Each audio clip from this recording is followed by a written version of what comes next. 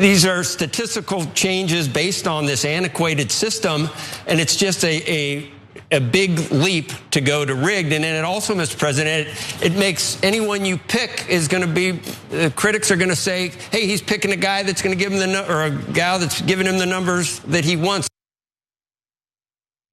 CNBC's Joe Kernen really found himself in a difficult position today as he was interviewing Donald Trump and as he was essentially forced to do some corrections of statements that Trump was making. Now, why was that difficult for him to do? He's a huge Trump fan, huge Trump supporter. Typically, he provides cover for anything that Trump does on CNBC. But in this case, he had to correct Trump's statements in regard to the Bureau of Labor Statistics, his decision to fire the commissioner for BLS, and more. So Kernen seems skeptical of the idea that it would be possible for the Bureau of Labor Statistics commissioner to rig unemployment numbers. So let's hear what he had to say. Let's hear him make his case and how well Trump responded to that. Elaine Chao was on yesterday, and I know she was, I think she was Labor Secretary for 8 years under Bush II, and she was your Transportation Secretary as well. And she said, the commissioner doesn't really even get involved with the actual minutia of putting all these things together, and there's no way that it could have been that she could have chosen to rig these numbers to make them look bad. Anyone you pick is going to be, critics are going to say, hey, he's picking a guy that's going to give him or a gal that's giving him the numbers that he wants. So it undermines confidence in the system to some extent. Well, I think when somebody says the commissioner is not involved, I don't want to get into any arguments with anybody. Why should I? She's a very nice woman. Exactly.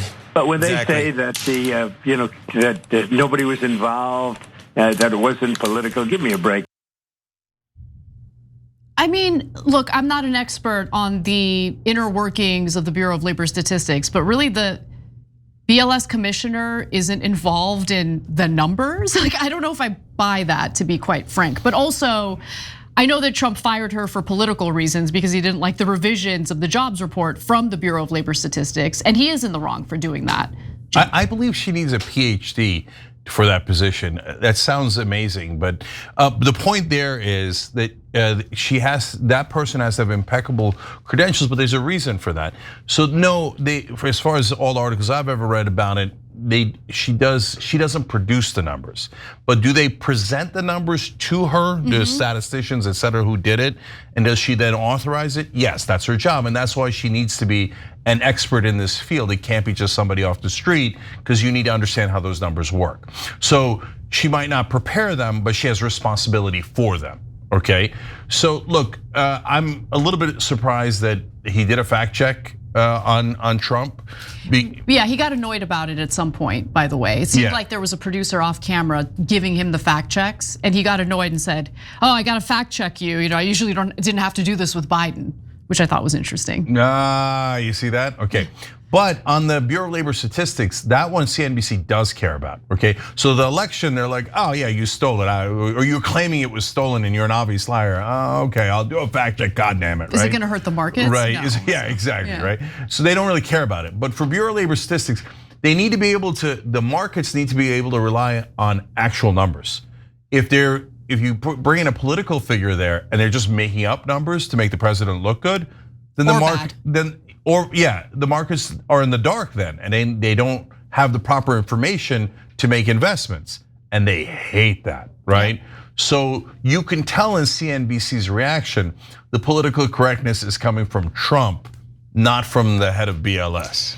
So look, Trump did keep pushing this idea that the revised jobs reports and the latest jobs report pertaining to what happened with our economy in July were essentially rigged in Biden's favor, which the data does say otherwise. We're gonna get to that in just a minute, but before we do, let's hear more from Trump, especially as he complains about how everything is unfair and rigged against him. Take a look.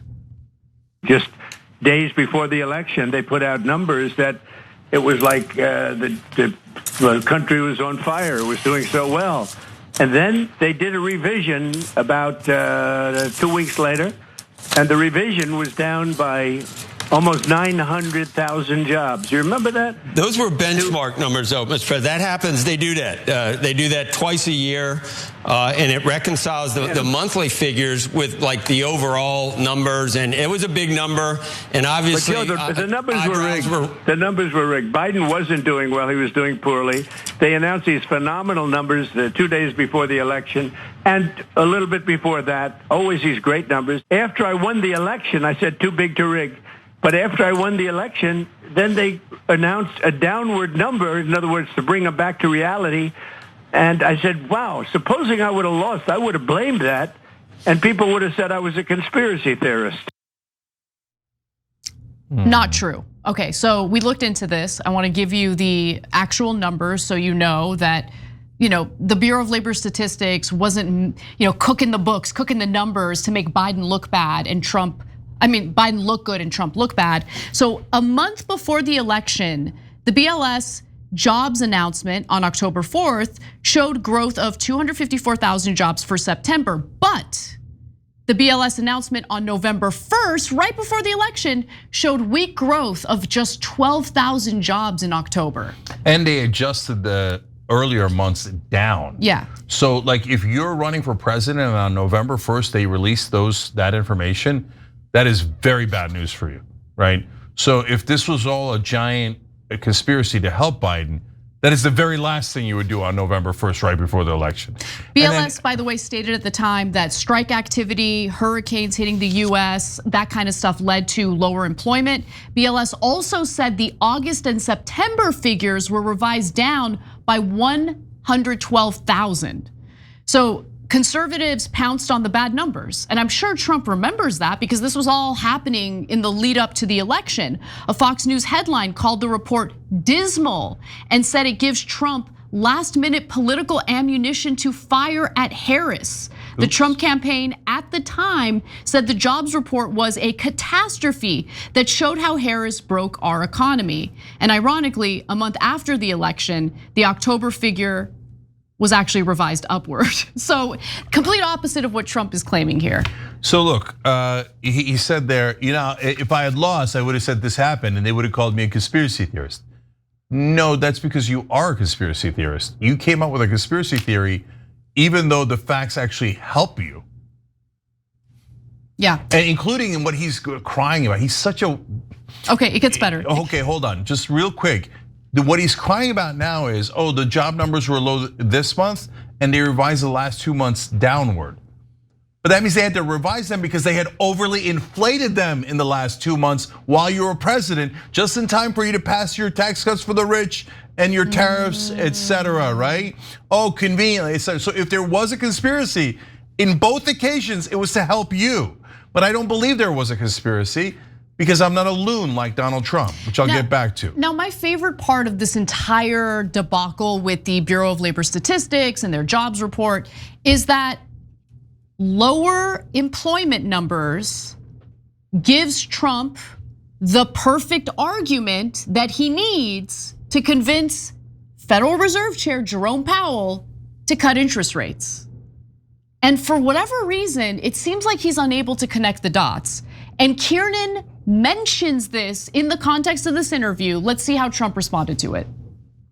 Which number do you believe at this point? Because if you noticed, suddenly the chances of what you've wanted for months and argued for months, the chances of a rate cut soared because of these numbers. Do you not believe the current numbers because they're playing right into what you want the Fed and Jay Powell to do? They're not horrible, as you said, but perhaps with the tariffs, some businesses delayed some spending. Some consumers may have been less certain about the future. So maybe we're seeing a slight slowdown in labor, but you're going to get exactly what you want based on these numbers. Which ones do you believe? Do you not believe the revised numbers either? It's not what I want. I don't want that. I wanted it a year ago. I wanted it a long time ago. Jay Powell is highly political, and I think, I call him too late. Jerome, too late, Powell.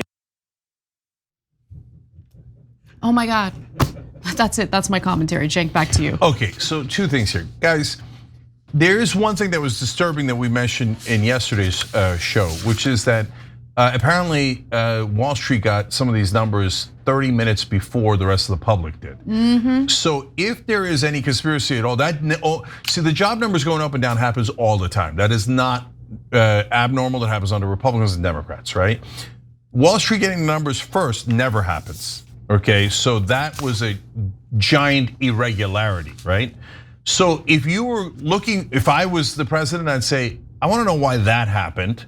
Is it somebody inside the Bureau of Labor Statistics that leaked it for financial purposes? Because that would be massive insider trading, huge problem, right?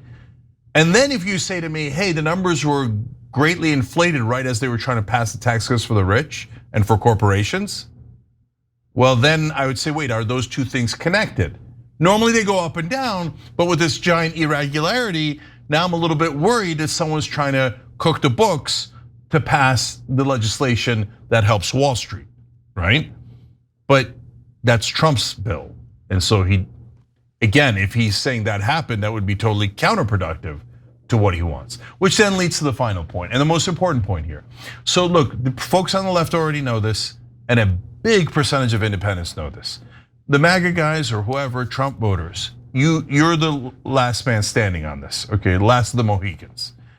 Trump is a buffoon, okay? I know you don't believe that. I know you think he's a hero, or some of you do, and some of you are beginning to realize Epstein files, subservience to Israel, giant deficits, that maybe he's not the guy you thought he was, right?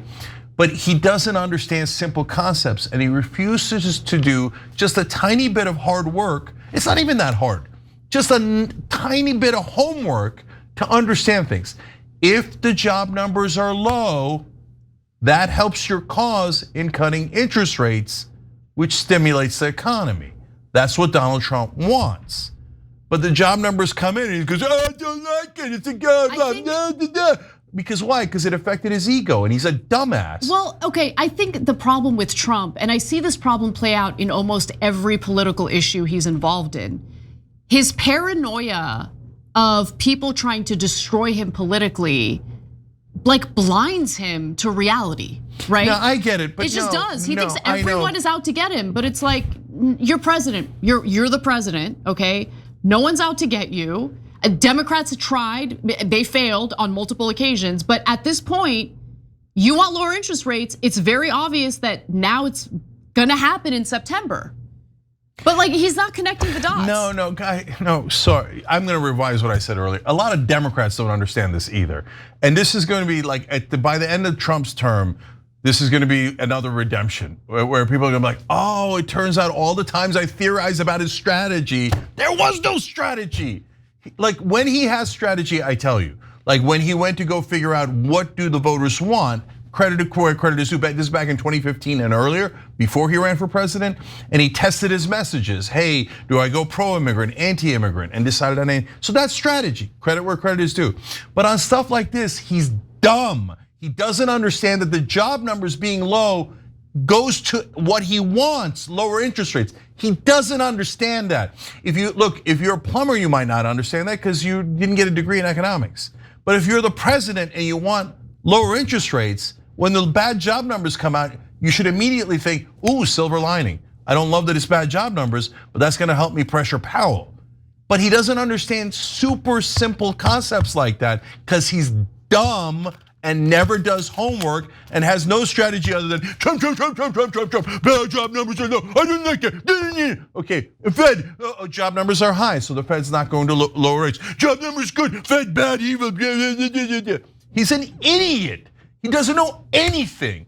So I know if you're some portion of MAGA or you're some portion of Democrats who think he's a secret, incredible strategist, you won't believe me until at some point you go, oh right, he said to disinfect it inside your body, Clorox, to cure COVID. He's a moron. He's a moron of epic proportions. Here's the hurricane, I drew it with a magic marker. He's a moron. He doesn't understand simple economic concepts. Every time you ring the bell below, an angel gets his wings.